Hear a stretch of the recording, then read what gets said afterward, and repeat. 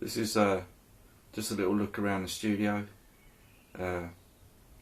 what paintings I've got on the go at the moment, a little look at the materials I use, the space I work in. I hope you find it interesting. If you've got any questions about it, then just send me an email or respond to this video.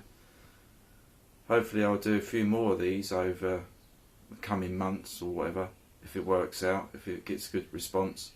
Sort of little video diary of where I work, what I'm doing. The quality may be a bit pants, but it's only on a little camera phone. I can't be bothered, to be honest, to set up the video camera at this stage. It's only a little trial. If I get a good response and people find my little video clips interesting, then I'll get the big guns out, get a big camera out and have a good quality video. Myself, I find it quite interesting to have a look around people's studios. Though I paint and I'm an artist, I do love to have a little look in other people's studios. I find it fascinating to just have a little look at their workspace. It gives an added dimension to experiencing the artist, really.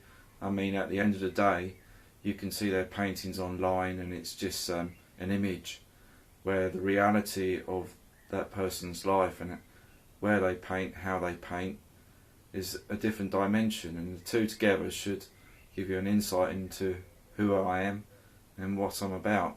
You know, there's nothing worse than reading some blog by me or seeing some images of my paintings and there's a disassociation. You can't connect it to the person, and whether that's a good thing or bad thing, perhaps I should not be identifiable and let the art speak for itself. In which case I could come across as very boring and being very egotistical in fact of myself putting this on the internet. You know, give me your opinions. If you want to see more, let me know. If you think this is a waste of time, let me know. You know, I've got broad shoulders, thick skin, you know, and it's just a little voyeur into my life. Perhaps that wasn't the word to use, really. But anyway, here we go, and hopefully the quality is good enough for it to be used on YouTube. Right, a little look around the workspace. On these shelves is basically my painting materials and the different mediums I use in the paints. Well, these ones not very good to promote different companies, I suppose, but in the main I use Liquitex paints. This one's actually is it heavy body form, which is a thick paint, which is good to use on the actual figures. I've got Galleria paint, which is a very thin flowing paint, which is normally good for backgrounds. I don't use it in the main figures themselves because the paint, as I say, is quite thin, and it just doesn't have the body to retain shape. It just seems to spread one colour into another. Perhaps that's my working practices, I don't know. There's different things I use sometimes. I've got different sort of like glitter gels, different types of glossy enamel paint.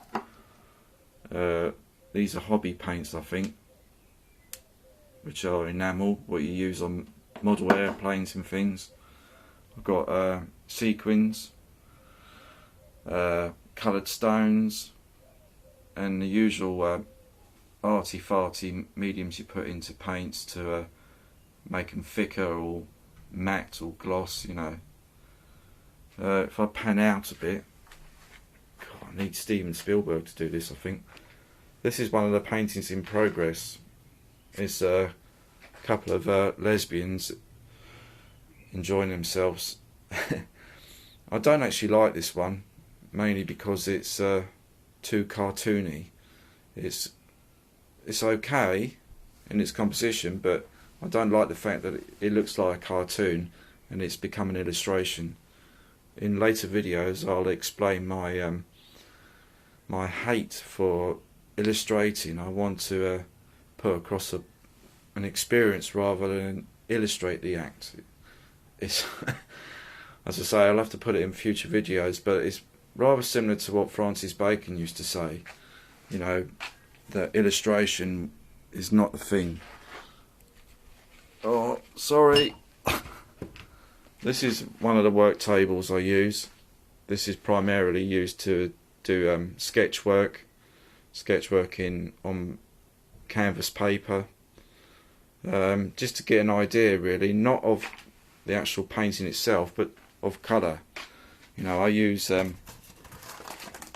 little things like this. This is canvas paper, and what I do, I just mix certain colours, start throwing it on the paper and see what happens. For this one it's turned out a bit wrong, but it wasn't about the actual art itself, it was about colour relationships. I use these, you know, cheap canvas papers to experiment with colour relationships, and you know, I try to keep a limited palette, you know, 3 or 4 colours, and work from that and see how it goes, and rather do it on cheap surfaces before doing it on the main canvas. If I pan around a bit more, I think the light's pretty pants in here today, but never mind. These are quite a few of my brushes I use. They're all cheap brushes, I don't buy expensive brushes. I even use, sorry matey, I even use decorators brushes, you know, domestic brushes. I don't think, you know, the brushes themselves are important, it's, you know, the hand behind them. You know, so I buy cheap brushes. They don't last as long, but they just still do the job. This is the work table underneath where I put the canvas on the wall. As you'll see on the left, there's actually a pot of emulsion paint. Aside Liquitex acrylics, I use household paints, mainly because of my budget. But you know, I don't see anything wrong in using cheap paints. It's about the art, not the quality of paint all the time. Got these tubes of paint which are Liquitex. That's the good paint which I use for the figures. I use mainly the cheap paint for the background and working up the images. If I look up here, there's one of my paintings that you've probably seen online already, Abandonment. If I pan down, there's another one. These two in themselves are my favourites. They're my latest ones, but they're my favourites as well because of the working method, where it's just purely throwing paint on the canvas and let the brush strokes build up the images. There's no drawing involved, no predetermined ideas of what it'll turn out about. It's pure accident, pure fun, and I quite like how it's turned out. I sort of scare myself sometimes the way things turn out. If I pan down, that's another one in progress, the animal, a signature piece on wood, which is not something I normally do, but it's a cheap piece of scrap wood, and I'm using the paints on it to see how the actual surface itself retains the paint. It's a pure experiment, no love lost. At the end of the day, it's a cheap piece of wood, but it's okay. And if I pan up again, you can see that my little studio space enters out into the garden.